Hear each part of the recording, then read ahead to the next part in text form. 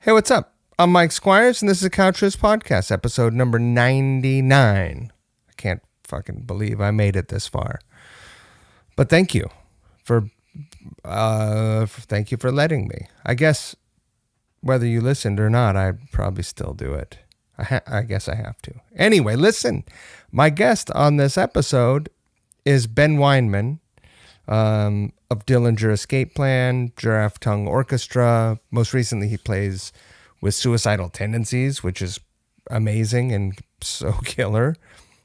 He also manages bands and a label, is Party Smasher Inc., and he runs an animal rescue, which go to partysmasherinc.com and check out the video, and you can support that endeavor. It's really, really cool, and a very cool and admirable thing, I think, for him to do. He says that he gets more out of it than the animals, and I suppose I tend to believe that, but it's still very cool to do. So thank you, Ben. That's amazing. And also, who doesn't love animals? Assholes don't love animals. Don't be an asshole. I really enjoyed this conversation. The first 5 or 7 minutes, the audio's a little bit rough. Ben was in his car, and then we settle in. We have a short break and settle in, and we sort of get into the meat and potatoes. We get past politics, and we get into the meat and potatoes of music and mental health and performing and coming off stage and just performance, emotional performance recovery, post-performance depression and whatnot. So listen, I feel like these things don't get talked about enough, and I'm really happy to have had this conversation with Ben.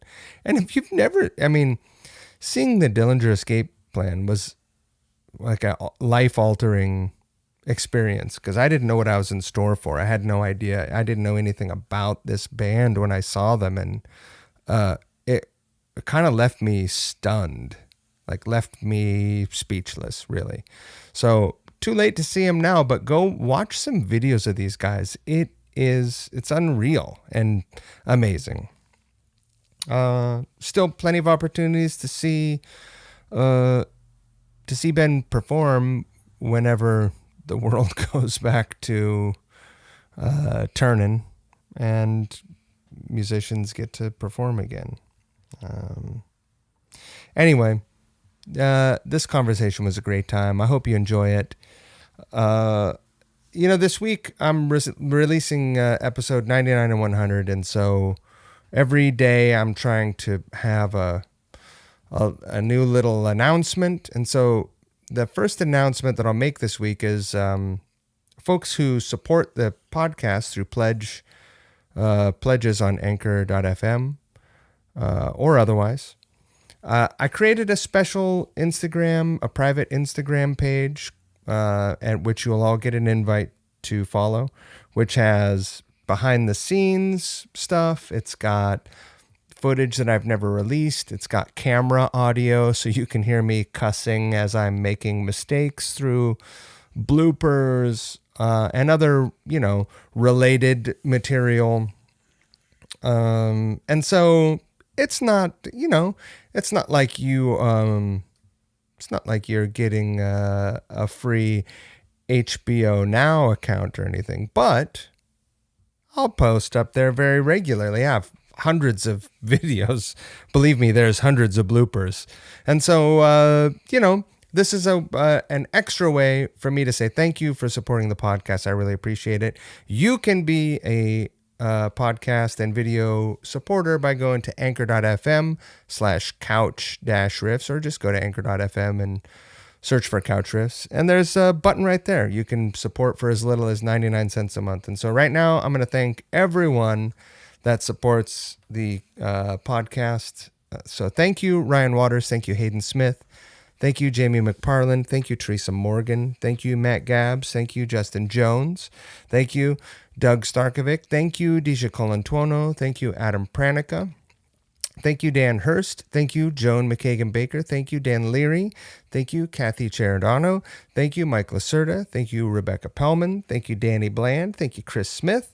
Thank you, Perry Morgan. Thank you, Oliver Spencer. Thank you, Paul Hutzler. Thank you, Justice Gash. Go check out his videos. Thank you, Steve Hall. Thank you, Rolla Amplifiers up there in the Pacific Northwest. And thank you very much to River City Guitars. River City Guitars is a small but mighty and mighty cool little guitar store in Spokane, Washington. Now, you know, this is the modern world. You don't have to live in Spokane to know what's going on over there. You can go to rivercityguitars.com, can't you? So go check out their inventory. It's not all up there. So follow them on social media as well, River City Guitars.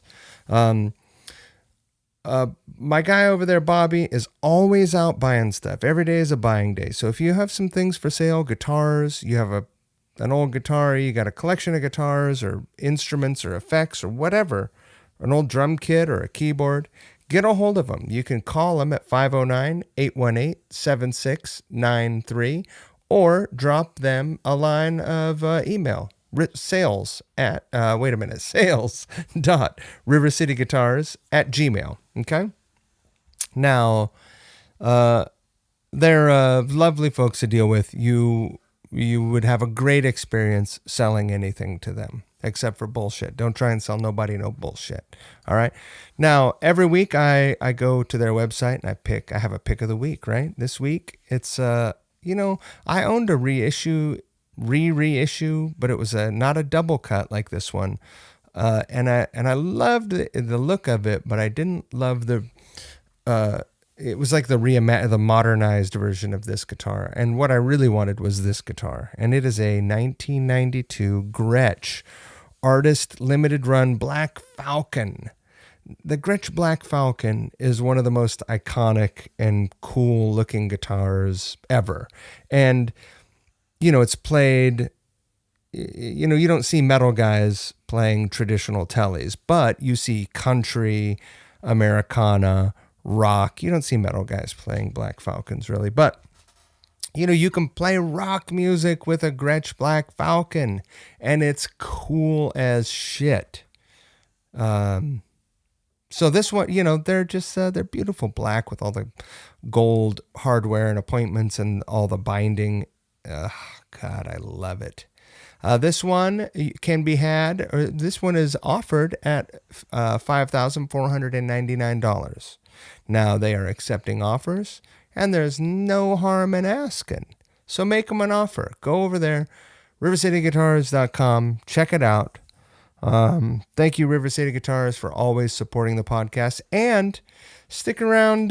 We have another big announcement later this week that will involve River City Guitars as well. So that brings us now to episode 99 with Ben Weinman. I had a great time. Listen, don't forget the golden rule, okay? Treat others the way you would like to be treated, and don't be a dick. Hey there. I love it. Can you hear me? I can hear you. Awesome. How's it going, man? It's good. Sorry, I'm driving with my daughter in the back seat. Okay, we'll mind our P's and Q's. Sorry? I said we'll mind our P's and Q's then. She's heard it all and seen it all. I mean, Mrs. Smith has been over our house, so. Sure. Are you guys going to do something fun? Well, it's once you start to realize the difficulty of pleasing all the grandparents, when you right. So I'm running my daughter over to their house to see her outside in the backyard with masks and gas masks and circus hoses to spray us down and what a everything time else. What a time to be alive. Right? Sorry, you cut off. What? Oh, I said what a time to be alive. Yeah, it's tough. my wife's family, they're all doctors. My wife's a doctor, her dad's a doctor, and all their friends are doctors, and they have a very scientific, data-driven outlook on all this stuff. Yeah. So they'll be like literally like from all of these studies and these reputable journals, we have no fear of this, or this. You know what I mean? Right. And it's very simple to them, but to people who don't understand that data or just kind of follow the typical media or social media, it's very scary. Everything's scary. Yeah, of course. You don't Yeah. know from one day to the next if you can get it from a FedEx package or you can swim in a pool or Well, yeah, I So mean, there's no money in safety unless you're selling right, bullets and door locks, right? right, Security exactly. cameras. There's like, this everyone makes money on sensationalism these days. That's Absolutely. You can't be sensible and become a millionaire. That's not the American dream. No, no, and I try to not get political on my social media, Yeah, but people try and pull me in all the time. sure. And there's very little kind of constructive, non-biased opinions. You know what I mean? I mean, There's a lot of fact. People are like, "This is a fact. This is a fact." It's like so. once you have facts, then all of a sudden you have alternative facts, which sounds. I mean, we don't have to go down this road for sure, but alternative Yeah, fact sounds like not a fact. right, right, exactly. If there's an alternative, I mean, look, probably the point is like I have no problem getting in these conversations really with anybody, and I think that one of the most interesting examples is John from System of a Down, the drummer, Right. and Serge, the singer. They have a completely opposing political views. John is very conservative, and he's constantly kind of like calling out the left wing agenda and conspiracy stuff. And then Serge is very pretty biasedly liberal. He's definitely got we got someone with liberal bias and probably someone with some conservative bias. Right. Yeah, they still are in a band together, and they still Theoretically. theoretically, but the point is that when people ask them about their relationship, they say, look, we have very different views, but we're still brothers, and when we have these conversations, hopefully we both learn a little something. Right. And Well, that's yeah, the problem. Nobody is really willing to even do that. there's nothing like having a relationship with someone that you disagree with that feels like a relationship you can't abandon, because we see it on social media all the time, like, oh, you disagree with me, block. Right. And And I don't think that's healthy. And I actually posted something on Instagram yesterday. It was just like a little quote that said, and I think, the picture was Dave Chappelle, but I think it was like actually a pastor who said it yeah, in 2012, mostly referring to like being a child of Jesus and forgiveness and things like that. Right. sure.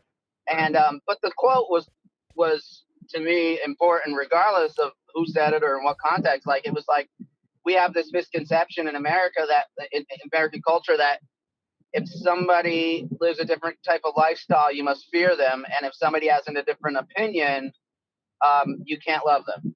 Right. And I thought that was pretty, a pretty generic kind of obvious thing. Well, I got bashed left and right for posting that. Like trying to excuse bigotry, and it's a way for Nazis to say it's okay. And I'm like, that's not at all what this is saying. Right. This Well, is saying, I anyone that knows me knows that I lean very, very hard left. And so the thing that I recognize, and that, tons of folks recognize, is that the left chases its tail and polices itself so hard that people, aren't allowed to say something like that because of the every reason you just said. And you Right. shouldn't. No one should be afraid to express something that is absolutely not bigoted, racist. Yeah, exactly. I think you're right. Like, look, I think, to me, that sounds exactly like something that someone who's pro, transgender or, binary, all that stuff would say. Like, why are you fearing us because we choose to live a different lifestyle? Right. You may be a Catholic who feels this is like morally wrong, but just because we have a difference of opinion doesn't mean you can't have love for me if, like, say, I'm your son or daughter, or used to be Precisely. your son or used to be your daughter, you know what I mean, or whatever. And to me, it just makes a lot of sense. And the thing that I think is important for everyone to realize is, like, as they become more emotionally mature, is that you have to have a line where you're like, this is the line for me. Right. And this is where I draw the line, basically, in everything: relationships, friendships, marriages, business. But, and everyone can have their own line, you know? That doesn't mean you can't accept people or have conversations who have different opinions. And, there's a very difference, to me, there's a very different, there's a big difference in an opinion that someone feels is offensive and a hate speech, which is meant to be offensive, like, is actually saying, I hate this person, kill this person, this type of person. That's a hate speech. Something, but there's often things like my quote that says people should, even if you have a different opinion, you can still love them. Even if you live a different lifestyle, doesn't mean you should fear them. Like, to me, um, people are saying that's a hate speech, basically, to me. Right. Like, No, that's people that's are saying that's hate unfortunate. speech. I So I bring this that's I've what, brought this up a couple times on the podcast, or yeah. at least once. I've talked about it to a lot of people. I got hip to this by my friend Nabil. It's this documentary. It's on Netflix. I Mhm. should remember the damn name, but it is about a guy uh in Washington D.C. who is I believe he's a jazz organist. Uh-huh. He's a black guy, older guy, and Uh-huh. he befriends like clan members. Right. And do you know I this? saw Do thinking you know about this that. Yeah. movie?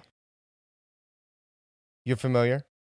Yes, Yeah, totally. yeah. And I just feel like if that guy can put aside, like, if he can do that, I mean, Right. I'm a nearly 50-year-old white guy. I've never had to experience any ugliness on the level of that guy. Right. I mean, Absolutely. uh, So, I mean, who's, admittedly right now very far left, do you feel there's any validity to, like, these people, they're racist, they're bigots, they're anti-Semitic, they're all of the above, obviously immoral, and their values are very, damaging to our culture. I mean, a lot of people, there are some people who would disagree with that, but, like, for the most part, I think you and I can agree that their values are fucked, right? So, do you think there's any validity to someone who would say to him, "You're crazy"? Like, why are you even giving? Like, these people should be canceled, done. You know, no. Well, here's the thing. I'm not a Christian, but uh, uh, a large number of the folks, yeah, I'm generalizing, obviously. A large number sure, of the folks who say these things uh, are American Christians, which I think is a very specific type of Christian.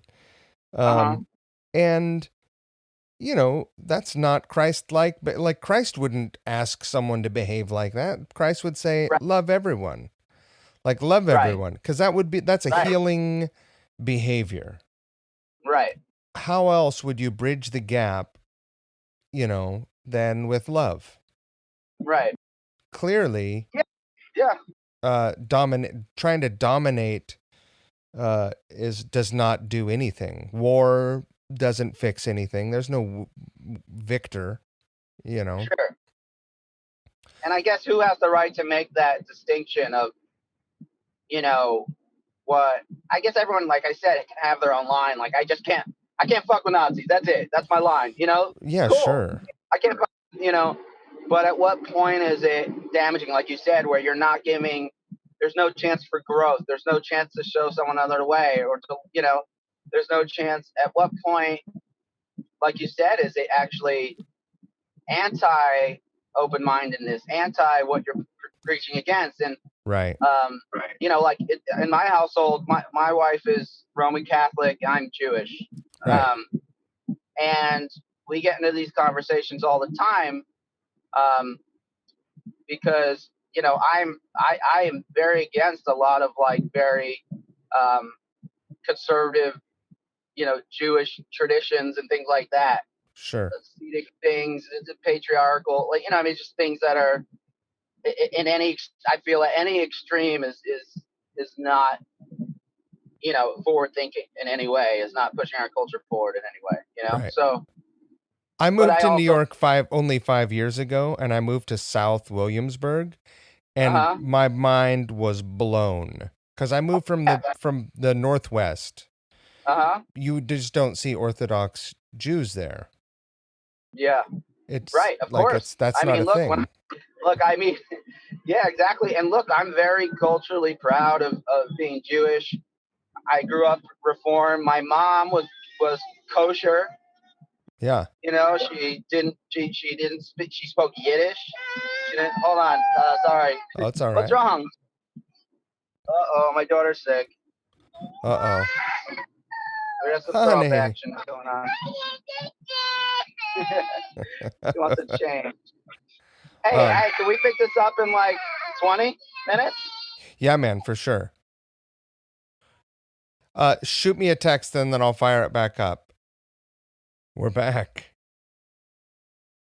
Oh, you're in the peaceful nature now. I'm in the peaceful nature and a little more steady, hopefully. Sorry about that. Oh no, it's fine, man. Hey, let's move on from the political stuff, man. Yes, You sure. know, we all get a lot of that, and I think maybe people could use maybe escapism isn't the right word, but something aside from politics. Sounds good to me. Yeah, good deal. Here's the thing that's that kills me that I've been wanting to ask you. Sure. So, I spent most of my adult life in Seattle, so I saw Botch, in the mid '90s Yep. at the Break Room. It's just a tiny club, Uh huh. and when I saw them, I thought, this is the most incredible thing I've ever seen in my life. I don't understand it. It's intense in a way that I can't wrap my head around. Uh huh. It feels improvisational, but clearly, it's orchestrated. Sure. And I thought this is the pinnacle of everything. And then I saw Dillinger, and I was like, uh, well, I was wrong again. Someone took it to the next level. What the fuck did you grow up listening to that brought you to that point? Yeah. Well, first of all, I think people who in Seattle certainly had a lot of amazing musical reference Yeah, and um, everything, you know. So um, it must have been Botch must be very special to you guys in Seattle, you know, I from mean, Seattle, yeah, you know. people love Botch. Yeah, but you know, I hadn't heard Botch until we really toured with them, honestly. But I was listening to a lot of the same those, you know, kind of bands at the time, like, you know, the Cave-Ins and, you know, Neurosis and um whatever, Earth Crisis, Snapcase, the post-hardcore stuff I was really into, you know. Um but growing up, um my parents were not like listening to cool music, you know. It's not like they were Right. like check out the Beatles or Rolling Stones or whatever. My dad was very into show tunes and Broadway. Rad. Yeah. So, I grew up going to see like the original cast of Sweeney Todd with Angela Lansbury and, like, Wow. and like, I saw, and not only was it Broadway music, but my dad was into like rarities, Right. like he's got every vinyl of every show that closed within 2 days, like, you know what I mean? Wow. Like deep cuts, Yeah. but that stuff was very influential. There's a lot going on in that music. Yeah, there's a lot going on. It's very dynamic. It's telling a story. Um, it's very dense, so that was, I was always greatly impacted by this stuff, and especially the darker stuff like a Sweeney Todd or Sure. Phantom or, The sinister things like that. stuff. Yeah, or Jesus Christ Superstar, the more rock stuff, or Joseph.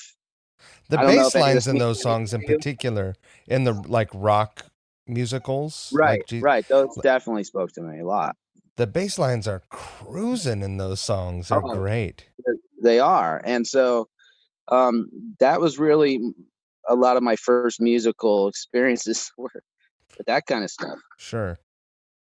And then as I got a little older, we're probably similar in age, but I'll be 45 in August. And so, I grew up in the 80s, Mm-hmm. really, so 75. And so by the time MTV came on, I was a fully functional person. And I remember the day it came on. I don't know if you remember, but like, Oh I yeah. remember like the first video, I remember things like that. And so obviously as a young adult where music is not even a young adult, as an adolescent, but where music is the soundtrack of your life, Yeah. that becomes hugely impactful. So, and some of those first videos were things like Bowie, Michael Jackson, um, things like Talking Heads and stuff like that. But it wasn't long until I got into the really extreme stuff through things like Headbangers Ball and like my friend's older brother who was a total white trash and probably making pentagrams in the woods, and Oh yeah. like there was always that guy whose older brother, was like so badass and scary, Right. Probably has a super straight job now, and Right. yeah. I remember I was reading the Marilyn Manson book recently. I'd read it before. I was reading it again, and he tells a story of his buddy whose older brother was into like all this crazy satanic stuff. He's from Florida, right? Yeah, Yeah, that shit happens down there a lot. yeah, and I was like, man, I think I knew that guy in Morris Plains, New Jersey, that Right. version of that, you know, really like, Right. so but so that through Headbangers Ball and these like older brothers of friends who were like showing us things like even Relapse Records catalogs and Yeah. um things like that. Quickly got into like the real extreme stuff. The last video on Headbangers Ball was always something like Morbid Angel or something. Right. So I'd stay up till like 2 or 3 in the morning to see that last video, knowing that was the one that was like the most extreme. Right. And but I got into all that stuff very early, like much earlier than most of the people that would be considered my peer group. And you were listening to this music before you ever got your first guitar. Yeah. Yeah. So by the time I was really playing in bands and things like that, I was kind of over it. Right. I was kind of over like how fast can you play double bass? Right. You know, how stuff like that. That was just more athletic than Right.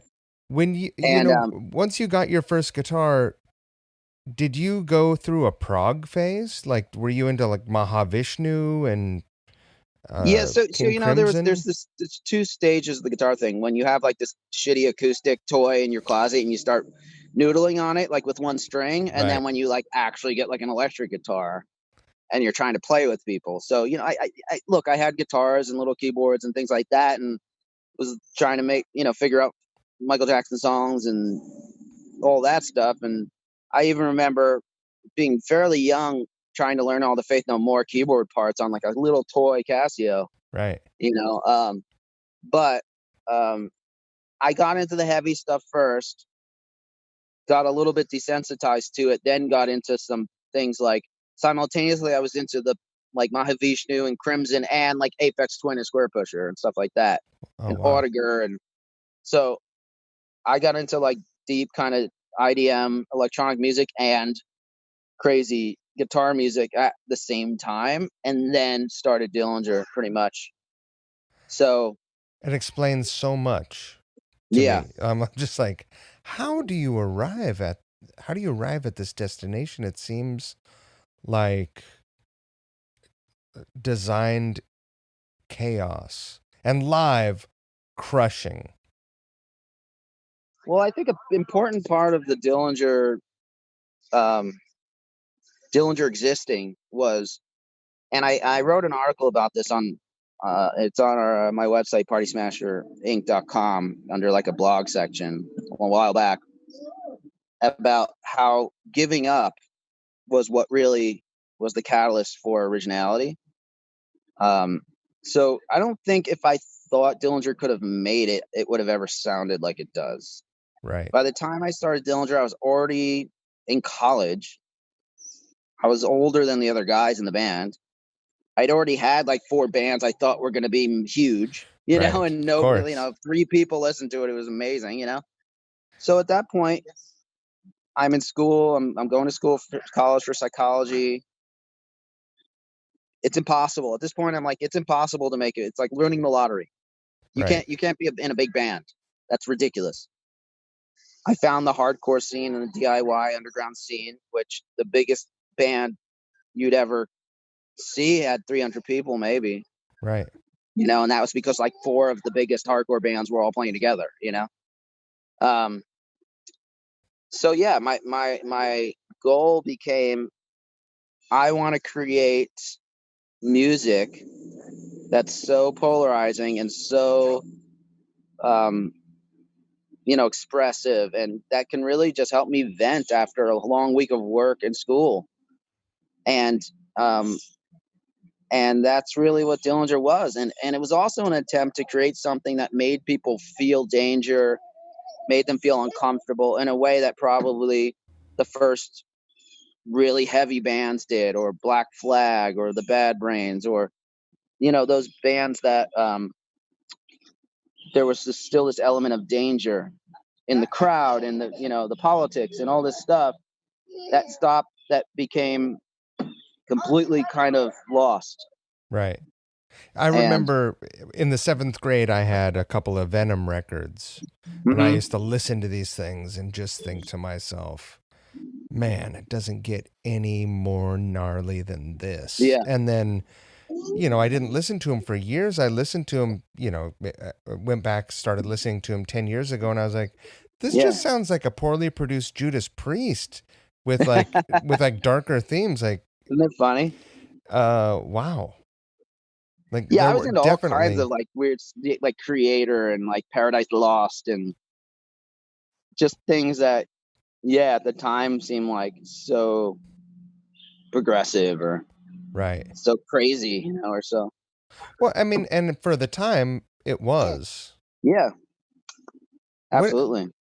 I'm so you know, now that I'm old and in the way of progress, uh I mean, where does music Okay, go? Boomer. Yeah, exactly. Where does music go to push the envelope now? You know, I'm in the same boat. You know, I think I'm not going to know that answer, Right. because I am bitter, and I am like, back in my day, I am a little bit of the typical boomer in the way that, like, you know, there is a little bit of an element of me feeling like um, there was something better about a time when YouTube didn't exist and you couldn't see absolutely every single band in the world at the same time, in the same place, without Right. traveling or getting in a car with a bunch of friends and seeing a VFW show, Yeah. Road trip.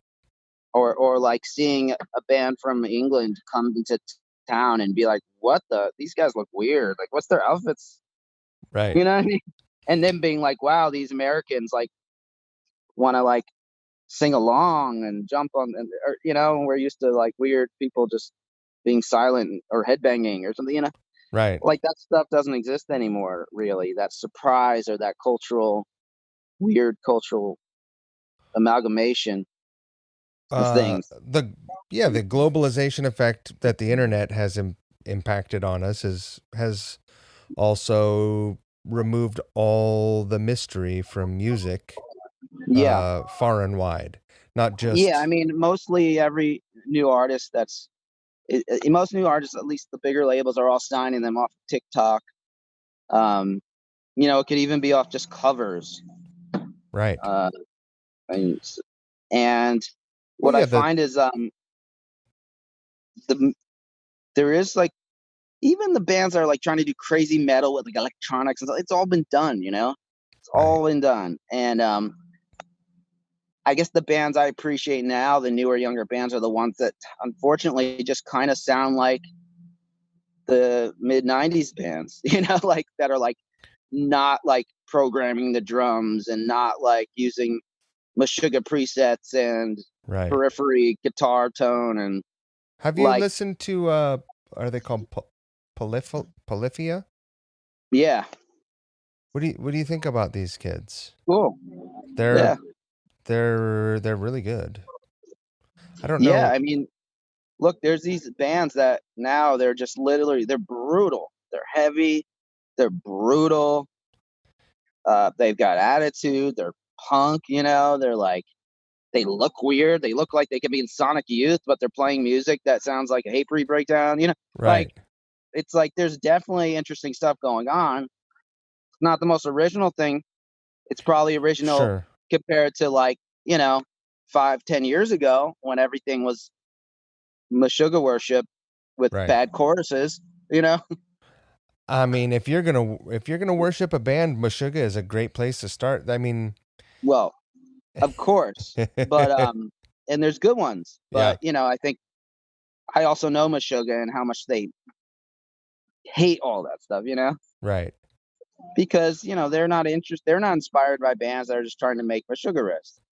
That Well, isn't what made Meshuggah, you Alice in know. Chains probably launched a lot of the same thing in the mid '90s That's right. for big radio I think music, to right? Meshuggah, like some of these bands are like what Creed was to Pearl Jam, Right. Yeah, or it's Puddle of Mud was to Nirvana, you know. right. Yeah, I mean, I guess it's crazy that like bands like Dillinger and Meshuggah, they sort of set the bar and then slowly and a new batch of bands comes along and they're like, okay, that's the standard.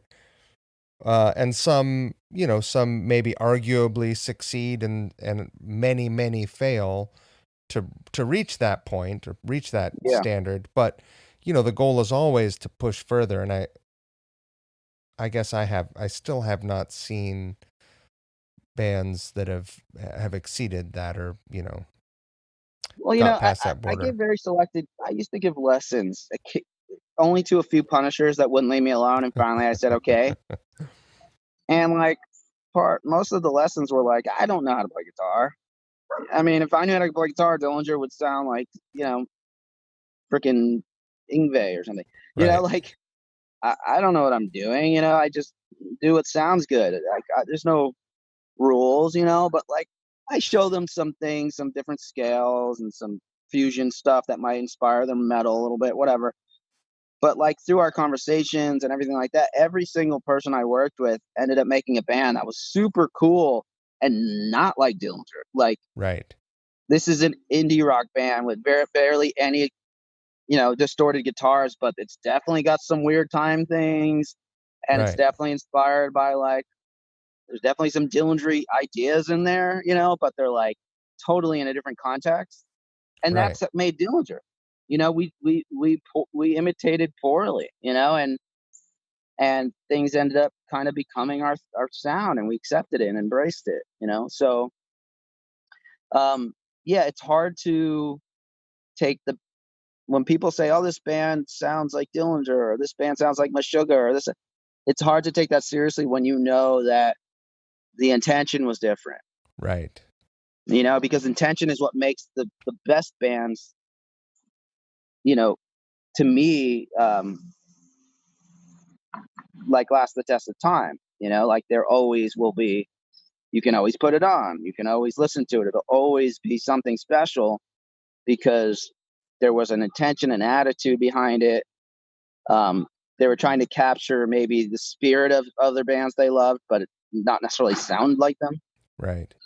So you ask about Dillinger's intense live show and music. It's like, well, yeah, we heard rumors of like Black Flag having riots and stuff like that. I don't know how much it was true or not, but because there was no internet or YouTube or anything, by the time it got to us in New York and New Jersey and DC, to even Rollins himself, this band was literally like the most craziest thing. There were riots, there were police everywhere. By the time we heard it, there was such a mythological element to these bands from different coasts and different areas that it inspired, it snowballed things to be even more and more and more extreme just through like the mythology, So I heard a that's great what, story recently from William, your GTO bandmate, yeah, that he saw Bad Brains in California and that the cops were there and that they never even, the riot cops, and they locked the doors on the hall. And it was like soup, and the band never once even acknowledged that they were there, yeah, which is a pretty great way to diffuse a situation. yeah, yeah. It's true. But I mean, yeah, those stories are amazing. Those stories are amazing, and that's those stories and that inspiration and that kind of, like I said, the mythology of those stories. right. That's what you know makes things classic and stuff. So Speaking of classics, uh, I didn't know this before we met at the Mrs. Smith show. hmm Uh, and now, of course, I know. But how long have you been playing in Suicidal Tendencies? right, and that's another band that was a massive, massive inspiration for me. Yeah, I had Talking that about record first, at the same time that I had the Venom record, and I was living in California at the time. It was huge already. yeah, they were another band that like literally, were kind of this weird amalgamation of influences that made something completely original. Um, so, but yeah, no, how long have I been in Suicidal Tendencies at this point? Yeah. Couple of years. Good question. Like 2 years, maybe. I don't know. What a fun So gig. weird. I don't even know. Uh, I'll bet if it was a band you were running, if you were, you were like an operating Uh, manager of it, you would have it down to the oh yeah, minute, right? But yeah. it's You such could a you different could count the rings in experience. my soul. Right, exactly. How many years? Is it your personal experience of like being a guitar player in someone's band versus Yeah. being being the operator, the Uh huh. CEO or whatever, uh it must be so much relaxing It's energy amazing. for you, It's amazing. And it's right? very rare that you can do that in a band that means so much to you because it was such a part of your youth. Right. So, like, I'm playing the songs and they have emotional importance to me, even though Right. they're not my songs or it's not my band. So that's a very great situation. Um, but yeah, it's amazing. I was actually interesting. I was talking to a longtime friend of mine, Joanna from Burning. She owned Burning Angel, this like alternative, porn thing. Okay. And she's from New Jersey, and she was in the hardcore scene when we became friends a very long time ago. I remember when she started this kind of like alt porn thing, and it was very, she had a lot of opposition, and she And then she eventually became this massive company. She sold the company for who knows how many millions, and Good for they her. she sold the company, and she they just pay her now to kind of like show up on the set and like direct or kind of consult, and Wow. we were talking about like how she's like, yeah, man, it's like I'm finally kind of getting to the point where like I don't care if I'm attached to that name anymore. Like it's fine. Like let it go. Right. And showing up at these sets and it not being my company and not having to be like we were both totally relating to the like me showing up at the Suicidal show and being like, hey guys, and not being the boss that everyone's talking about around the water cooler. Like Right. actually being able to be at the water cooler, Right. it's amazing, and not showing up, not caring how many hats were sold or if it's a Right. sellout or whatever, just being like, I'm just going to enjoy this. And it is hard for me to keep my manager hat off. Right. It's very hard because, I'll show up and I'll see opportunities or I'll say, want to know about the merch sales or what sells better or like, could we do this more efficiently or whatever? And I just have to stop myself. You I've got so to you stop just myself. clam up and just shut your mouth and you're like, no, no, no, no, no, no, don't do it. I do unless I'm asked, Yeah. and I think it's interesting because Mike, as considering my I haven't been in the band as long as the other guys. Mike definitely often asks my opinion, and I think it's because he knows I was in his position in a band. He self-manages, right? He does everything, What a and I see so warrior. much of myself in him. But he, they literally silk screen every shirt themselves. He has a barn, Is that and right? his dude, who's like our tour manager, is in there filling orders, screening the shirts. It's like nobody touches Suicidal. Nobody. I'm For into that. better or The for worse. Descendants do that as well, right? Who? They've the Descendants. They have the I think whole. so. They have a studio and like a merch company, and they do all their own shit, but then they also do stuff for other folks. But then at that point Yeah. you can record your own records and Yeah, he's got his little studio. He's got like a house that's just like business. It's like a little studio. It's all the merch stuff. It's offices.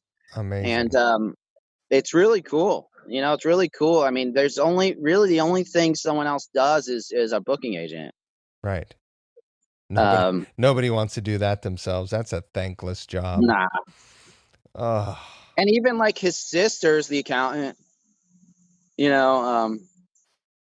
wow, So it's really cool. And his brother is an original Z Boy. He's the founder of Dogtown Skates. right. And Does yeah, he? Jim Muir, Red Dog. He was like one of those guys who really pioneered skateboarding in Venice. He is, and it's very interesting because that was a huge influence on me as too. Like I found out about Suicidal through skateboarding. Were you a good skater? I was ballsy. Right. So like I would do something stupid, as people can probably imagine from my Dillinger stuff. You know what I mean? But I wasn't really technically good. Like, I'd jump off of something really high, you Right. know, I mean, or that I'd go some on. things never change.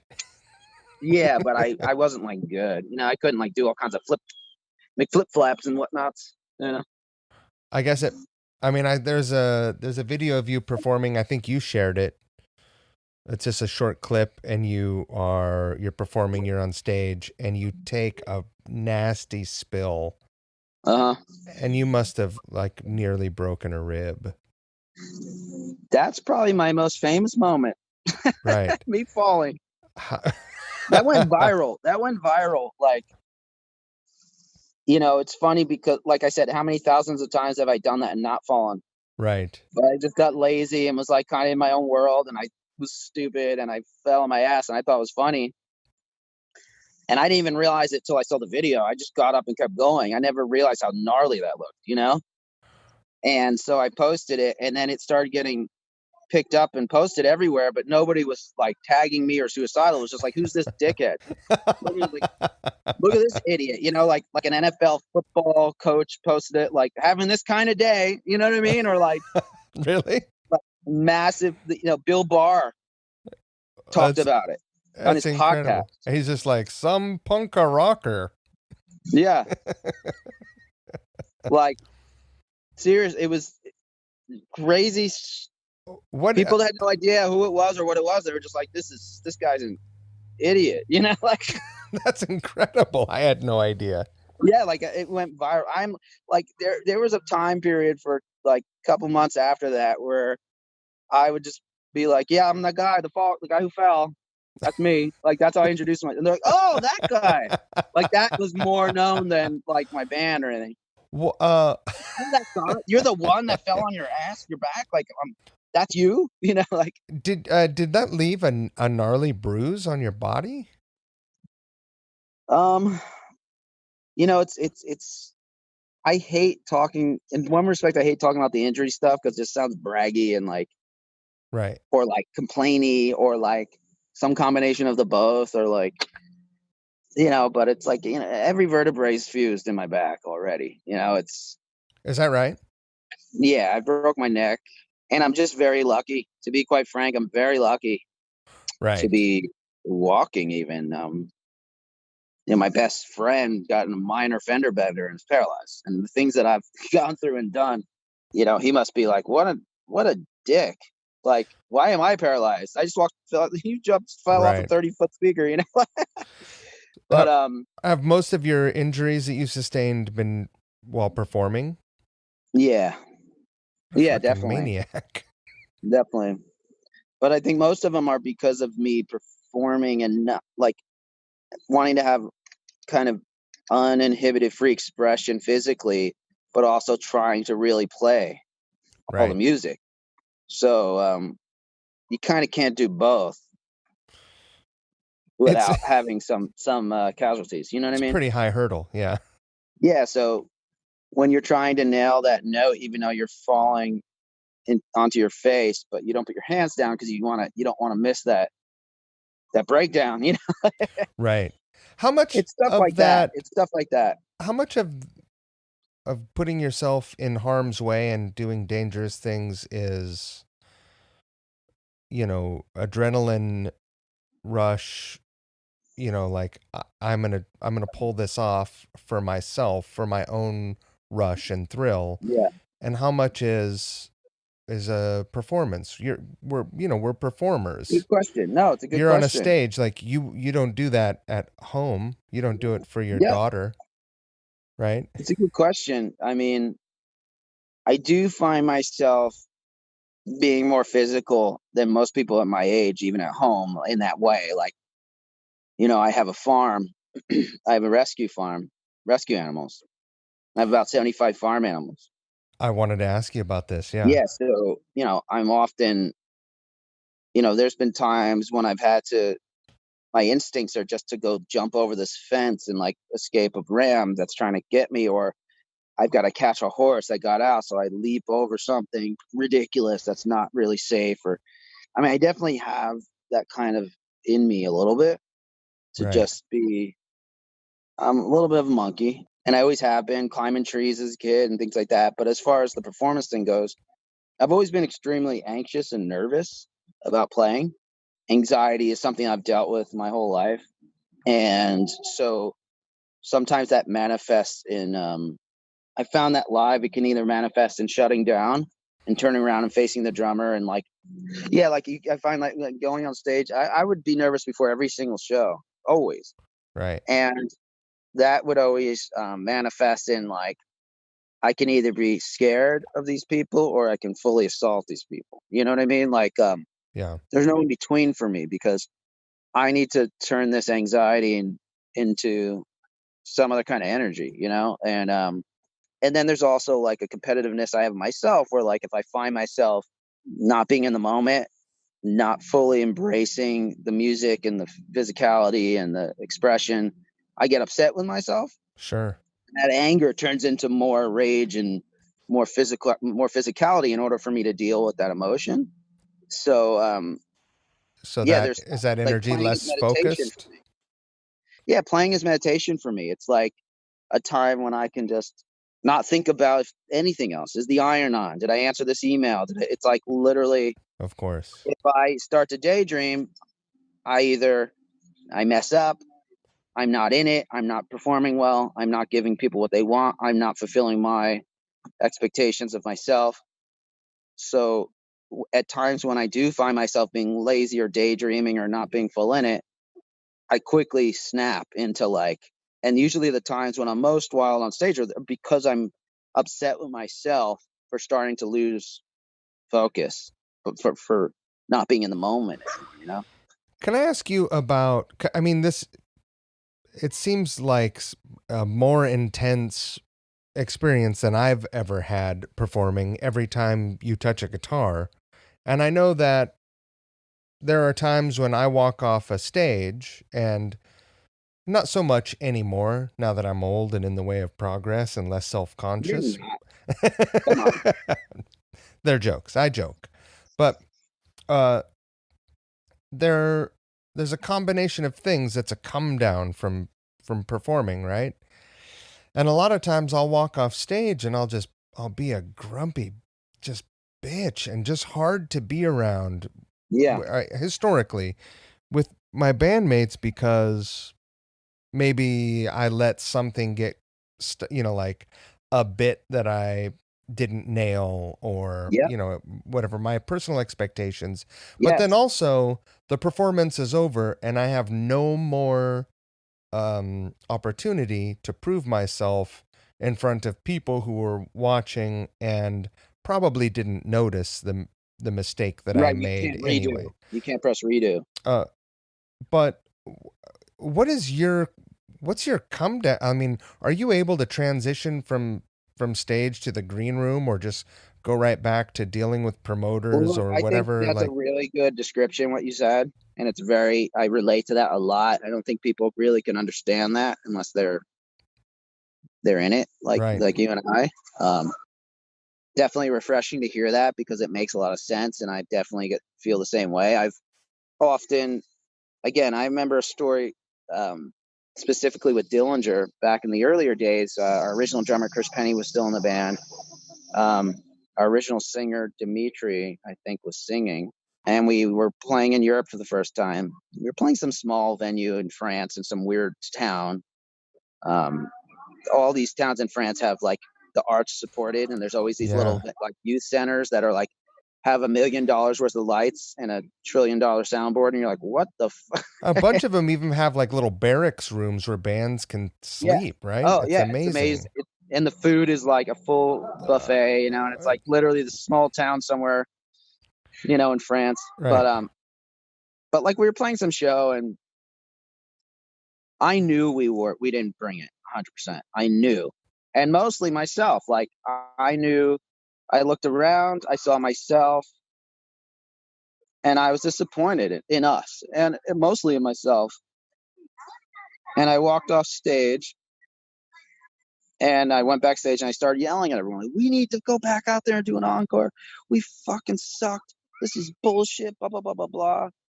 And everyone was mad at me, and I remember our drummer like literally almost quitting because of me yelling at him, And I wasn't yelling at him.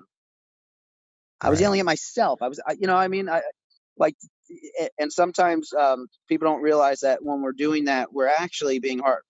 We're being harder on ourselves than we are on them, you know. Sure. But it's not really right for us to kind of express it in that way. Like, I think that's something we learn later in life Right. that we Of can only course. control ourselves.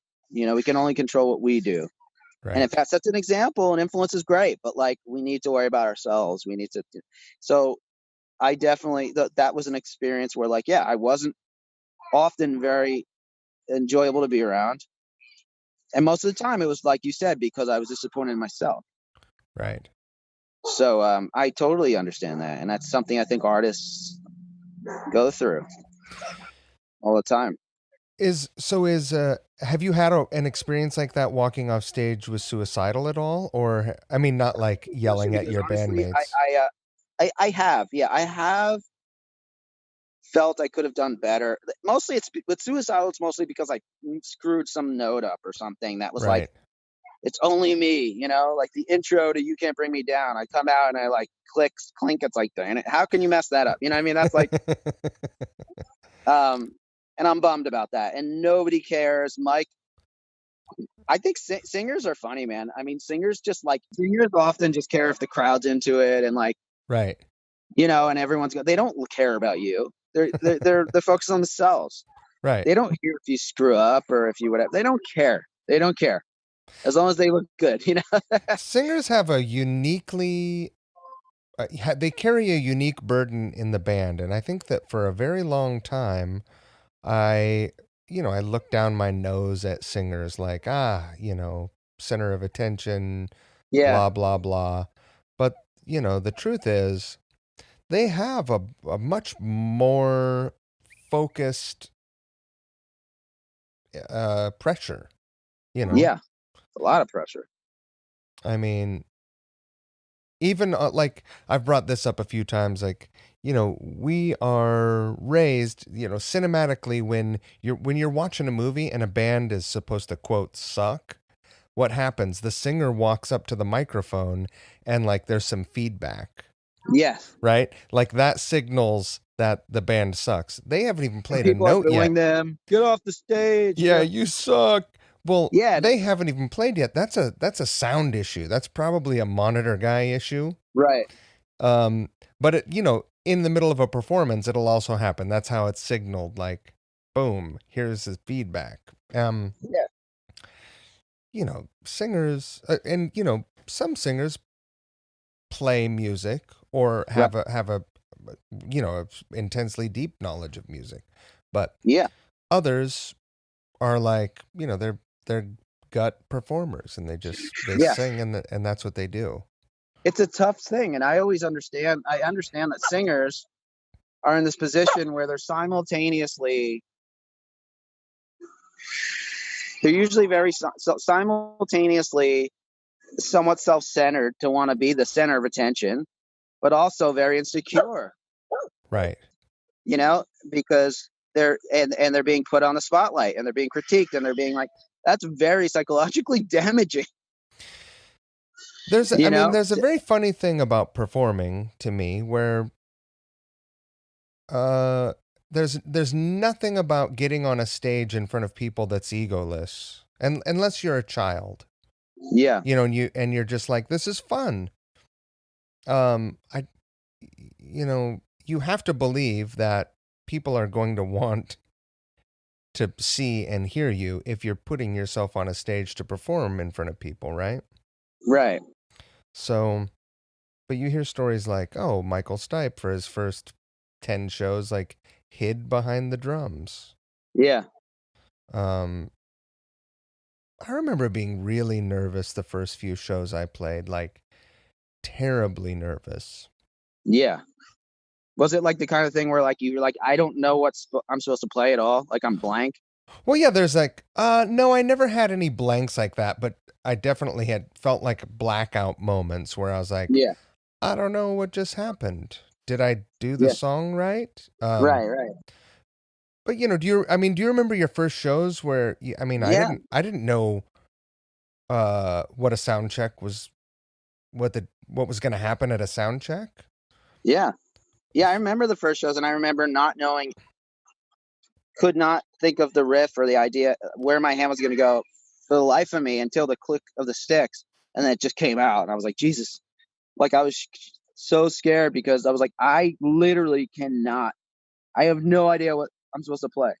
Right. And it was like, hey, welcome, thanks for coming, blah, blah, blah. 1, 2, 3. And I just started playing and I was like, Jesus, that was, I just asked if you ever had that experience. I had it like the first show, but I ever played, which was with some band, probably at a lock-in at a church or some carnival or something, you know what I mean? But yeah. I don't have any nerve kind of reaction to like pre-performance anymore, but strangely enough, I have to go to the bathroom. I have to do number 2 right before you play. Right before I play. like without fail. Like it's like a Eh, cup of coffee and a no, cigarette. Just exactly. It's just like that, and I don't know. I don't know what that is, but it must be some nervous nervous reaction. thing that doesn't affect me on an emotional level. Yeah, that's great. I mean, look, you could take care of that. It's You great know. unless you're at one of those festivals that have the nasty porta potties. Oh man, it's happened many times. You should probably like trick yourself and like make the set time earlier than it is, No, and have that's everyone in the band play along. Be like, all right, guys, go time, but really have that 10 minutes before it's actually go time, so you have time to take a dump. right at the hotel or whatever. Yeah, No, that's good. I like that. see, that's what You I'm see, here this for. is why you're a manager. That's why I'm a manager now. uh, I By the wa- way, you're an amazing musician. oh, I mean, I appreciate you saying it, but Yeah, I don't believe it's true. you're an amazing musician, and so you have no reason to be nervous. I'm thank you. That means a ton to me coming from you. I appreciate it. But again, I'm a very good actor.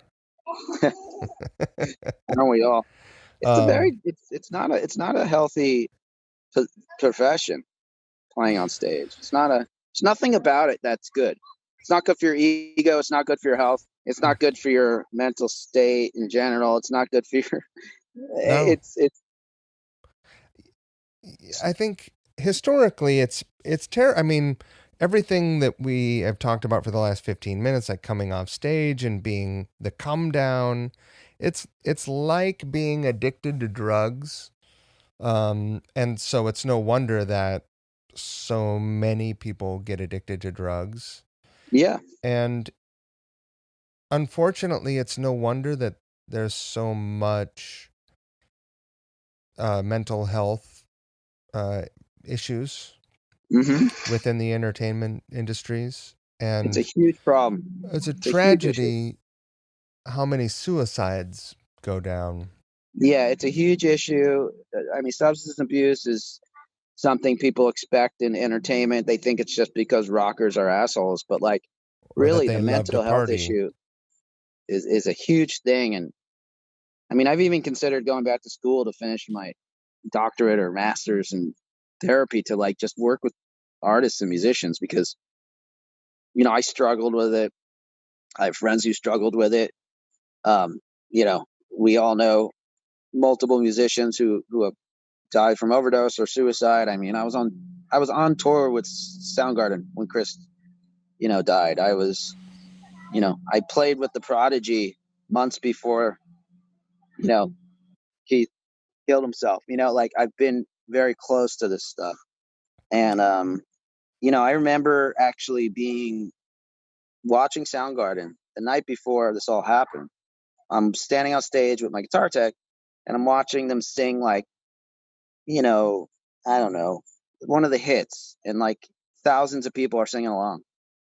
And I'm just sitting there and I'm like, this wouldn't be enough for me. Right. This isn't enough. Like even if I was in a band this size and thousands of people were singing some hit, I still if this is it and you go home and you have no family and you have no support system and you're only identified by that hit or that song or whatever, and you're spending your life in a hotel room or tour, but I said this isn't enough for me, man. It really clicked. Like and Dillinger had already made the decision to break up. We were on our final tour when this happened, and I knew that right then it was the right decision. And it wasn't from having a bad show or seeing something bad. It was from seeing success at the biggest form and realizing it's not enough. It's not enough. It's meaningless. Right. And the next night, Chris died. So it's very interesting, and it's something that's very hard to understand if you just think of the glamour and of playing music and things like that. And I don't take for granted any of it. I feel so lucky to have had the life I have and the experiences I have. But yeah, it is an unhealthy profession. I think it takes an unrealistically strong person with unthinkably thick skin to create music, perform, tour, do all of that, and not be affected in any way by now, and of course, in the last 15 years, 20 years, social Yeah. media is brutal. Oh yeah. I Yeah. mean, like you were saying before, you were reduced to, for some time, the guy who fell. Right. And And I I mean, have to say it now after years, and I thought it was funny, but like, yeah, truthfully, we talk about our kids how they can't escape bullying now. It's like 24/7. It's not like you go home from school and you have a break. It's like you are 24/7 being subjected to criticism and right. clicks and cancel, out of the group, and being reminded of every mistake you ever make, or every, whatever it is. It's constant. But it's the same for musicians, It's the I same for think musicians and artists. They're even constantly being critiqued. before, They're constantly right. being judged. They're constantly being held to some kind of a standard that people don't hold for themselves. Even before social media came around, and this is something that I've brought up in the past because I was in a one hit wonder band for a minute, the term one hit wonder drives me fucking insane, especially if it's a band that you don't have to like them. I mean, Yeah. a lot of times, a quote one hit wonder had some sort of like a novelty single like hit, Right. right? But not always. I mean, there Yeah. are certainly exceptions to bands who have like a hit and then they go on to tour for another 25 years, make Yep. a living playing music, being musical artists, and, you know, but the term one hit wonder is like, it's a slight, Yeah. people, it's like the where are they now kind of thing, right? Yep. Exactly. And Absolutely. it drives me crazy. I feel like those folks have to have thicker skin. Yeah. Maybe you'll know Absolutely. the answer to this.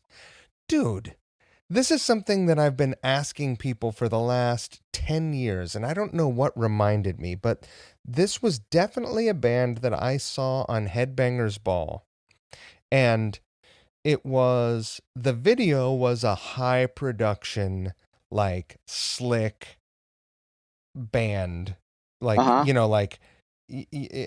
in my memory, it almost reminds me of like In the Still of the Night or something, Uh huh. where, people like the members are on different tiers and there's a boom camera that swings Yeah. around. In a stadium looking thing. Yeah. But, and of course, I'm probably way off. The band looked like a little like they looked LA for the end for the 80s, but maybe not like teased hair, but they were rockers. But Yeah. the singer definitely was a punk, and not like a fashion punk, not like Yeah. studs on his vest. He Uh huh. looked, to me as a rural American kid, he looked homeless. Yeah. I think he had thick Coke bottle glasses, and he didn't really sing. He was kind of like a Yao kind of character. Uh, and does that ring a bell to you? I swear I saw This it is like on. 90s. This is like some between 89 and 91, I'd guess. It's not like Filter or something like that, or like No, no, no, no, it no, was like no. hair metal kind of thing. It wasn't hair metal was a thing, but it was like heavy rock, but like alternative. It was, I don't know. It's really good. I'm really curious. I've been asking tons of folks over the We last gotta 10 find this. years. I want to see if it was good. Like it definitely at that time piqued my interest. I was like, "Oh, this is interesting. Yeah. I don't totally get it." Speaking of discovering things like that, did you hear Beavis and Butthead's coming back? Really. Wow. And Yeah. so are they going to I think they're gonna use like current music. Like, really? Is it yeah. going to be TikTok? Right. It's gonna be watching TikToks. That's the thing. Imagine if it's just them watching TikTok, whatever. But I did this like, Beavis and Butthead like Pantera. in prime time, they'd be like, I will never forget, like him going, "Get him, Pantera." He sounds like a bear. Like amazing commentary. That was another thing. Like Metallica came along, and I was like, "This is it. This is the heaviest that it Yeah, can be." And then, but then you're like, "Oh, Slayer," and right. then Pantera comes along, and you're like, "Wow, Yeah, what the hell just happened?" right. Uh, before we are done, I want to ask you how you ended up having a rescue farm, because it's something that uh, is really interesting to me, and I think that it's something that couldn't be more separate from music, Yeah. and also my wife is obsessed with goats. Oh, Like I had for our first anniversary, I had a goat, a paper mache goat mask made for her, and it that's hangs on the awesome. wall. I'll Goats are great. Um, so my wife and I moved. So Dillinger ended at the end of 2017. Literally, like our last show was December 29th, of 2017. And then 5 days later, we moved to a new home in a new county. Like pretty much within 1 year, I ended Dillinger, had a baby, got married, and moved into a new home, and had 80 rescue animals. Like this, like life changed very quickly, very drastically for me. But what happened is we got this home that had a really great barn we loved. We always wanted some animals, some chickens, maybe a goat one day or something. This home had a barn with all these cool animals. Um, and the barn to me looked like an amazing opportunity for a studio. Right. I'm like, wow, look at these big ceilings. And when we moved in, the owner, she asked if they could leave the animals there for a week while they sorted their new situation, and that they would come take care of them. They would come twice a day. Like her boyfriend would go into the city to work, so he'd before going to the train, he'd come and do it, and then at the way home, he'd do it again or whatever. So I was like, yeah, sure. How many animals are we talking about? With birds like chickens and turkeys and ducks, like 75, 80. That's what was left behind when that Yes. you inherited with this house. Yeah, pretty much, give or take. You know. And so, Um, go ahead. I'm sorry. well, Go what on. happened was is that we said yes. Obviously, our real estate lawyer said that was an awful idea. There's a liability here, blah blah blah. And we're like, absolutely, because we love animals. I never had any. I had a dog in my adult life, but growing up, I had like a parakeet. It's not like I was come from animals or anything like that. Right. Um, and my same with my wife, but I would go out there and kind of check it out and ask questions while he was coming to do it. And then 1 week turned to 2, 2 weeks turned to 3, and it started to become like anxiety. Like these animals are out there. I'm not really sure. Like, should I be taking care of them? Are they being taken care of? Is anyone coming for them? So at a certain point, I just said to them, look, it's obvious like these animals aren't going anywhere. They're happy here. Um, I just want to know that they're being taken care of. So if you want to leave them, if you can't take care of them, I'll do it. You know? And so they took a couple of sheep and a goose, and they left the rest. And then I was like, oh man. And it was really difficult a month into buying a new home and stopping your career and not knowing how you're going to make money at all yet. um, Having a $7,000 vet bill Yeah. No kidding. because the animals needed attention. They weren't in great shape, you know. So I learned very quickly about like the uptake and what it takes to keep these animals healthy and things like that because I had to get them in shape. What does it cost to feed 80 animals a month? I did my spreadsheet and I spend roughly, and this isn't just feed. It varies, but with feed and vet bills and various repairs or fencing or whatever. I spend about 35 grand a year on the animal. Does that come out of your pocket, or do you have some sort of an organization that So helps it fund it? technically comes out of my pocket. And again, I got rid of the stress of Dillinger Escape Plan, and I brought this thing on. Do you think this is your manager energy taking Oh, over?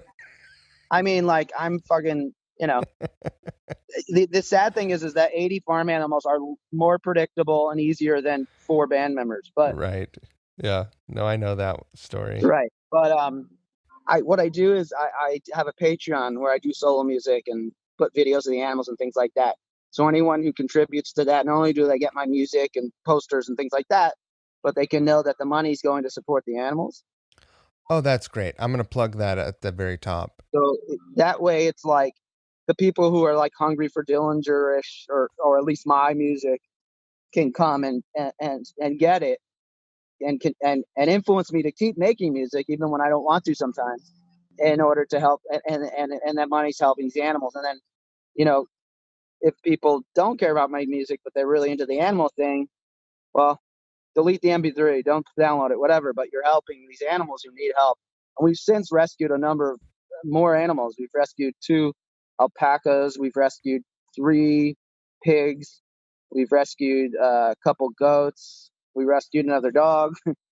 Right. We rescued many, many birds, turkeys, and ducks, and chickens, and we've even taken sick animals. We rescued 4 mini horses. One we had to put down, and a mule from an auction. They were about to go to the meat to the butcher. Right. They were about to be nobody. They go in these Amish markets, sell these like mini horses, breed and things like that. And when nobody takes them, they get bought for like $100 and turned into meat. So we had to buy them because the guy's like, I can get $100 for these. So we're like, here's $100, give them to us. And they were in awful shape, just sick and sores all over them and pussy and not friendly and difficult to handle. And, you Right. know, and one of them was so old that she lasted about a summer with us, and at least she had a good summer, and then we had to put her down. Um, but, um, but yeah, we've embraced it. We've definitely embraced it for sure. It certainly sounds like it. And I appreciate that publicly it's a thankless gig that you've taken on. But when growing up, we had some animals. So when you walk out and the animals come running up and they're like, "Hey, we're gonna get fed. Here's the food monster, Yeah, the gatekeeping food monster." Then right. you roll up and you feed them, and it's like it's a pretty good feeling. But I think you're doing a next level, and I Well, appreciate that. look, man, I don't think this isn't giving me any kind of good karma or anything. I really feel that I get more out of it than they do. I think, um, to me, being able to go out there and get outside for one and take Right. care of the animals, remain physical and doing like good hard work, even without being on the road 9 months a year anymore. Um, and then like the peace I get from these kind of animals that are unconditional, and also like what it teaches me about myself when I'm out there and the animals are drawn to me, and even the ones that have been abused or whatever are like coming up and sniffing me and like kind of checking me out or want to hang out with me. I know I'm in a good place. Right. When the energy out there isn't right, I know I need to reevaluate what's going on with myself. you know Has your daughter expressed interest in all of the stuff that's going on out there? Does she like it? Did she dig it, or is He she loves it. Yeah, and it's interesting because I have a stepson, an 8-year-old stepson. He was 4 when I came into his life, but I'm his only dad. He doesn't, right? know any other dad. And then my daughter, who's my biological daughter with my wife, and he doesn't give any crap about the animals at all. He's not into it. Not into it. He's just like, when a kid comes over, he's like, check out my animals. Isn't this cool? But Right. you know what I mean? But like, other than that, he wants nothing to do with it. My daughter, on the other hand, grew up with these animals. She Right. thinks of every animal as the same as a dog. Like A chicken is Kitty. go. It's all pets to her. They're all equal. Right. Um, and she's vegetarian. Uh-huh. She's never eaten meat in her life. And when it's time for her to make that decision, I doubt she will eat meat because she just doesn't see these animals as food. Right. You know, um, my son, I don't know if he'll ever. He eats meat, and I don't. We don't force him. We try to show him compassion through these animals and try to give my wife and I. We don't eat meat, so we try to give him alternatives and maybe he'll like whatever. And he's very resistant to it. His grandparents, who were a huge part of his life until I came into the picture and stuff. They're Cubans and they have pig roasts. Like there'll be a full pig Yeah. spinning on a stick. No So vegans in I mean, Cuba. I've been there. yeah, it's cultural and everything, and it's like we just try to live by example and um, not to get back into politics, but like the conversation we were having about the canceling thing and at different opinions. Like, I have a good friend who canceled me because I'm not vegan. Right. He's just decided, him and his wife decided one day, like, call me when you're vegan. Wow. And, I do believe in veganism is the better way to go. And I may end up there. And, but like I said, I just bought 4 horses that are about to go to a meat market. You know what I mean? Right. And I don't know how many people came to my house. And again, I don't think that fixes my karma at all. Sure. But like, everyone does what they can. And it's like, I don't know how many people came to my house and hung out with my pig that lives inside and watched it do tricks and have a personality and say, I just can't eat pork anymore. I'm not Right. vegetarian. I still eat hamburgers. I just cannot eat a pig. I see it differently now. I'm like, cool. What so you said you're a So it's like, vegetarian, you do cheese and dairy, is that? yeah, minimal. It's more just kind of like, um, it's more just, well, we do eggs. We eat our own eggs from the chickens and Mhm. ducks. So we eat eggs, um, and we we don't read ingredients. Right. I'll have a cookie or something. If it has stuff like that.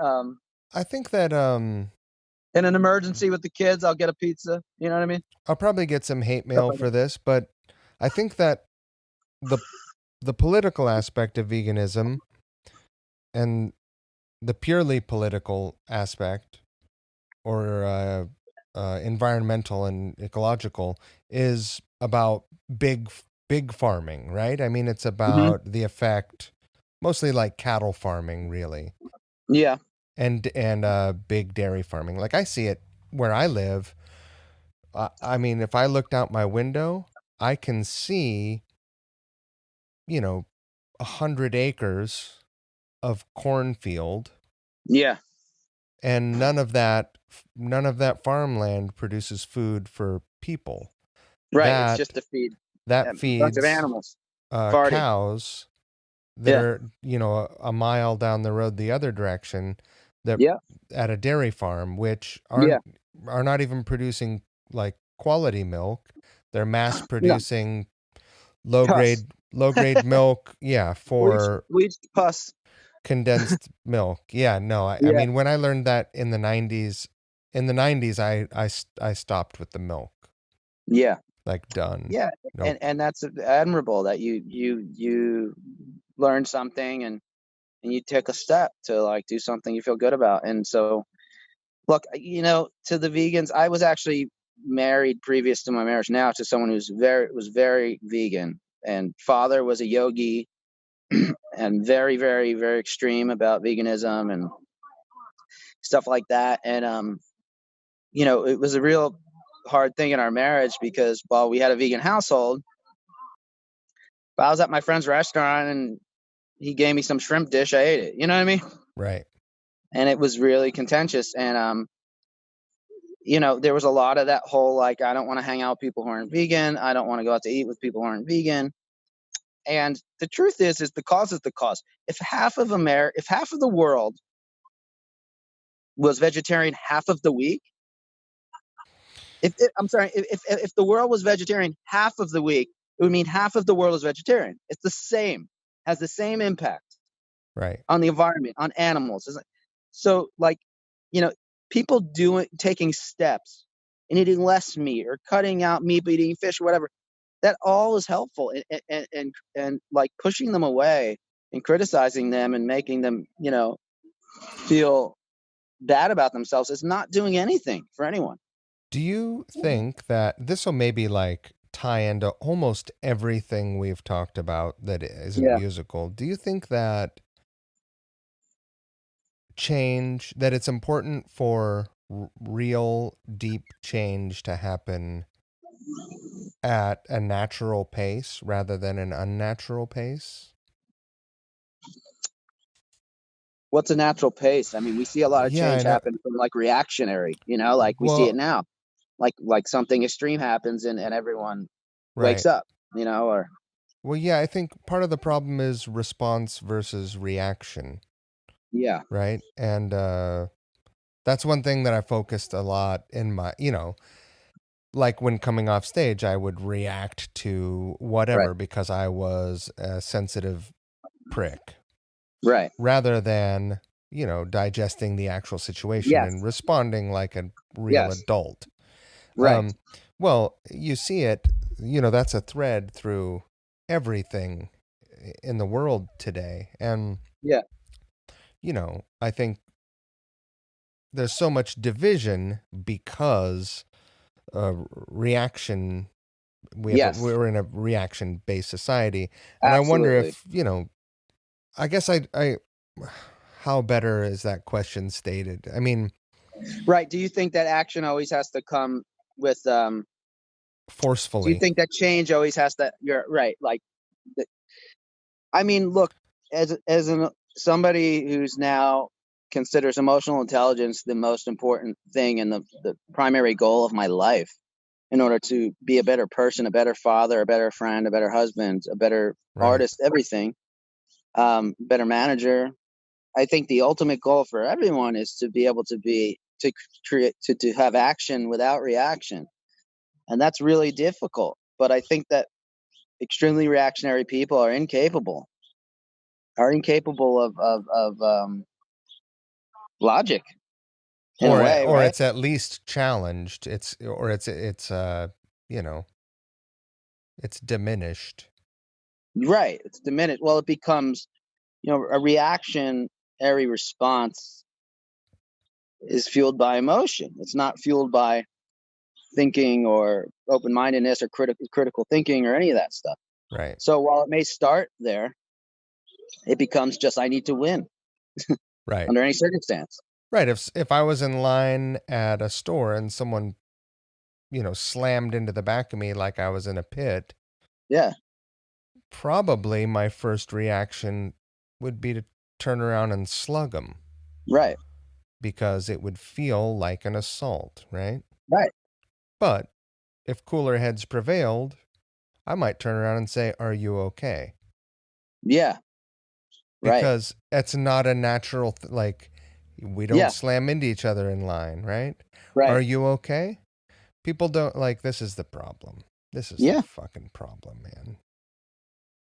It's true. I mean, everyone has their story, and it's easier said than done. And you and I have both admitted to being guilty of not really being able to adhere to that kind of philosophy or have the Right. ability to do it in states of emotion and things like that. And nobody's perfect, but I think to me, the goal is to be able to become someone who can, like I said in that post, love even under, extremely um, difficult opposing situations or Right. confrontational situations to be able to still feel love. And I think it's the breakdown of every marriage is the fact that, or in families, the people you love you're the most brutal to because you're not afraid of offending them. You think they're never going to go anywhere, so like Right. you say things to the people you love you would never say to a colleague or someone that Or a stranger. ever, or a stranger, because you feel like you have tomorrow, you know Right. and so expressing yourself and getting the emotion out is number one priority.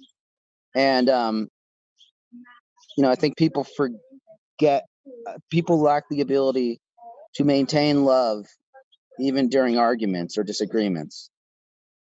And when you do that, it's very hurtful. You would say things to people you would never ever say to them when you're in a state of love or you're liking them. Of course. So to me, in general in life, if you can become a person who can compartmentalize that stuff even in a state of anger or disagreements, then I mean that's like the ultimate level, right? I guess that's what I feel.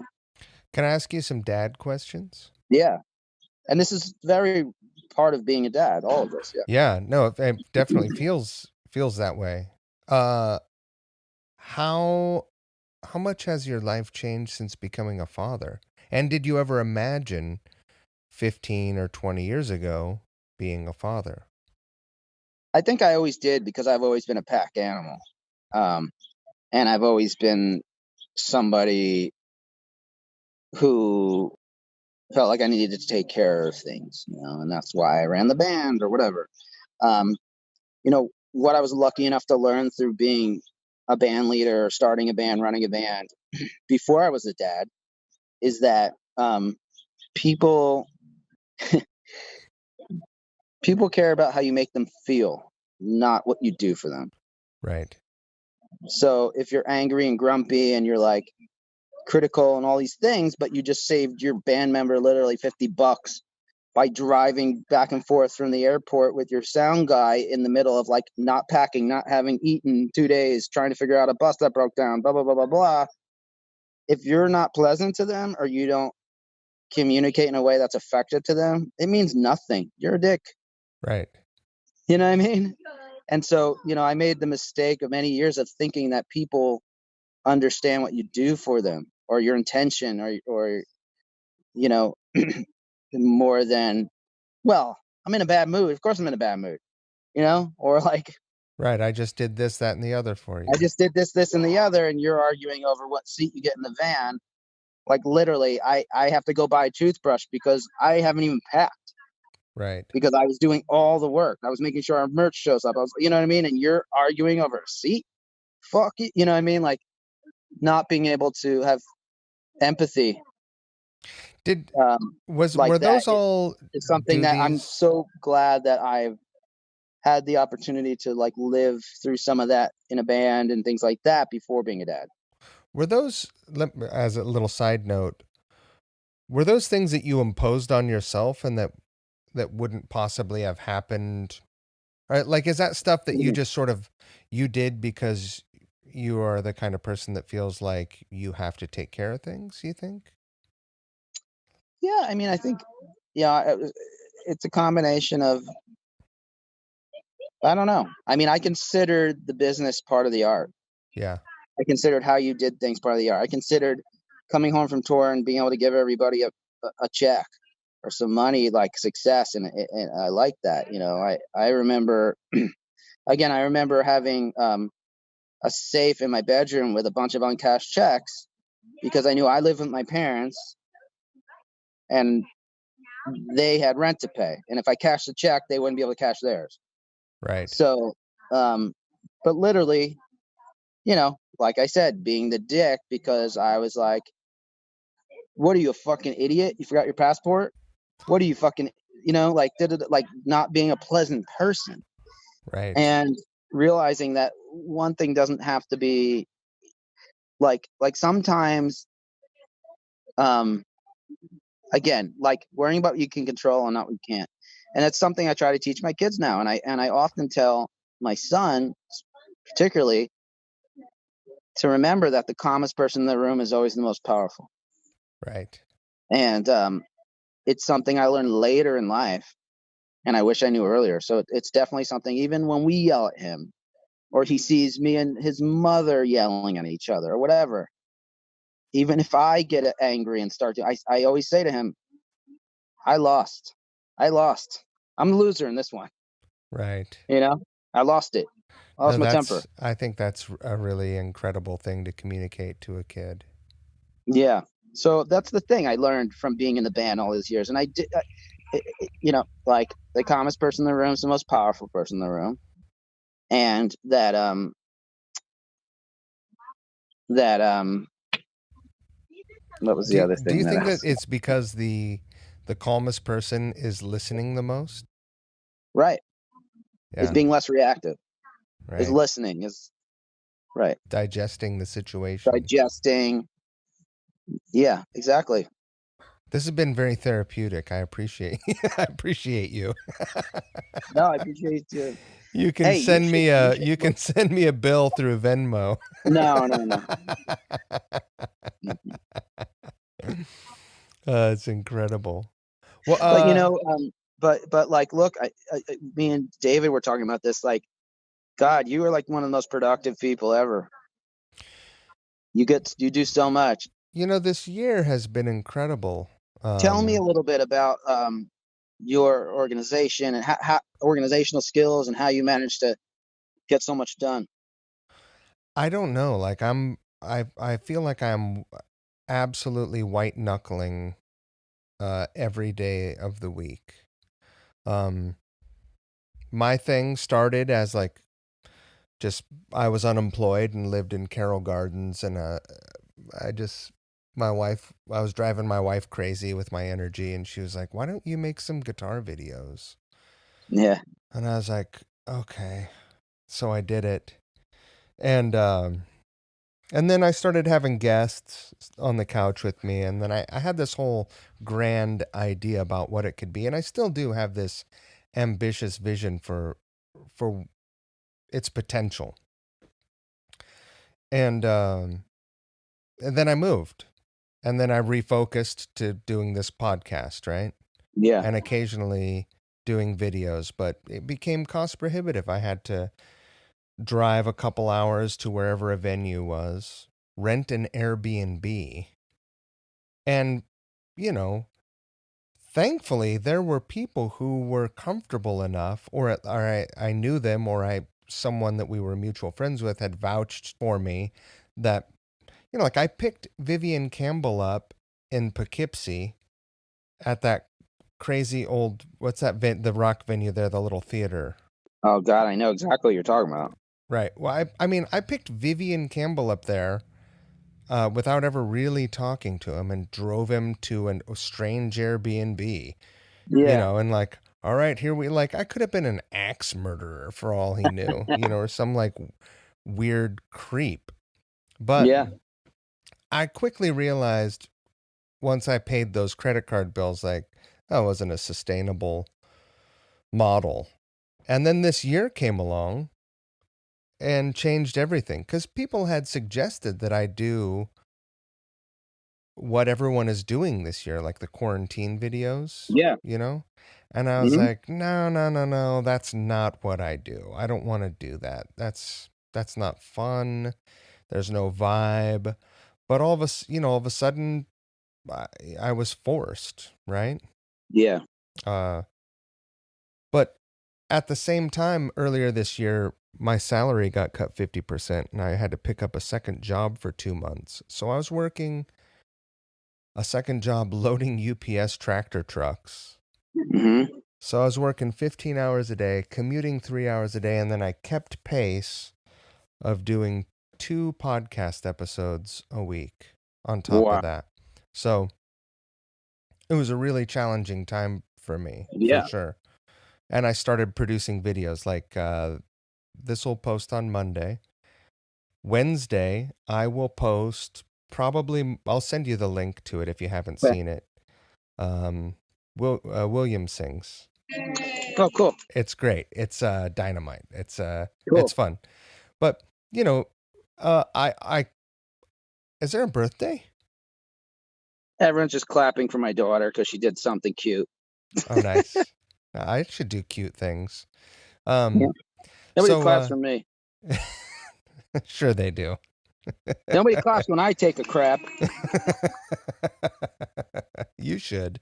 You could get a little one of those like soundbite buttons. Just push it, make yourself Yeah. feel good. Clap for myself. Yeah, the crapper. Um, yeah. So I started making the quarantine videos, and I mean, I've got like a bunch of really funny stuff, and there's a bunch of stuff coming up. But this year inspired me in the way that I was like, at the beginning of the year, I was like, what the shit is happening? Like, Yeah. what if I'm old. I Yeah. could die any day. And I've had all these crazy ideas, and I've had all these funny ideas my whole life. Oh, I'm also working on a solo record, which I'll tell you about off. Cool. It's a concept album. It's a high art for sure. Wow. And yeah, I guess I just thought, you know what? I could die any day, and I don't want to be the guy that dies never following through or rarely following through. And so Right. definitely at the expense of a lot of time, which I'm trying to remanage these days lately in the last couple weeks. I just motivated myself to sleep 5 hours a night and get more done. When I'm not doing something, I feel I'm hyper aware of it. It's inspiring, man. I get anxious. Inspiring. Well, I mean, I love playing with David. He's great. He's very creative, and one of the most exciting parts of his energy is that he has expectation, but he doesn't have certain, like a lot of experience that would tell him, no, I can't do this, that, or the other. Yes. It's true. And that's refreshing, you know? Look, I mean, the chemistry you guys had on stage was so sick. It's super fun. Yeah, it just looked like fun. And that's what's important. Yeah. Right now, sometimes, just to have fun. Yeah. So there's the new tune. Yeah. Which I'm really excited about. And I've been working. It's coming up. Yeah, it sounds good. You're like mixing it and stuff, right? No, I'm not. Or no, you're playing guitar on it. Bass and some guitars, yeah. Yeah. Gotcha. My aesthetic, or my, like, it's interesting because I'm listening to David and taking his cues, and so hopefully I can properly communicate what, his vision for the whole thing. Yeah. Because I think it's great that he has you in his corner, and yeah, it's gonna be cool. That thing is it's 233 BPM. It is a burner. Yeah, it's a lot of riffage. It's but it's got this funny sort of like David Lee Roth band thing almost. It's like a non-rapey party rock. Right. Yeah, totally. That's a good description. A party rock really toes the line, It's like, ooh, Yeah. I forget. There's just a lot of music that I grew up listening to that's like, luckily I've never been a lyric guy. Right. I agree. I'm the same. I'm the same. I mean, she's only 17. I mean, come on. Dude. I mean, well, what about 13 by Big Star? Yeah. That's Rock the Cradle of Love. I mean, geez. There's a lot of really creepy stuff that we've been listening to as a society all along, and it's that's a welcome bit of change. That I'm very happy it's around. Yeah, me too. All right, man, I gotta get running. Yeah, I'm gonna kill this here real quick. Thanks a lot. Do you want to say goodbye real quick? Yeah. Thank you guys for listening. Thank you for having me, sir. You're the best. Looking forward to working with you more on the Mrs. Smith stuff. Yeah, I'm excited about that stuff. Yeah. Keep hustling.